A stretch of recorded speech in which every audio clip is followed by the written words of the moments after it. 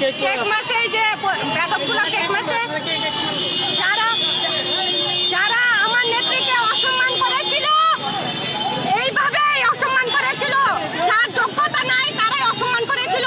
আজকে রাস্তা টুকায় এসে এরকম করছে, মানে যাদের কোনো যোগ্যতা নাই তারাই আমাকে, আমার পায়ের কাছে আসার যোগ্যতা নাই, সে আমাকে অপমান করছে কেক দিয়ে। আমার নেত্রীর ধারে কাছে যাওয়ার যার যোগ্যতা ছিল না, তারা আমার নেত্রীর সাথে অপমান করেছে, তারা অসম্মান করেছে। কি করেছে? আমার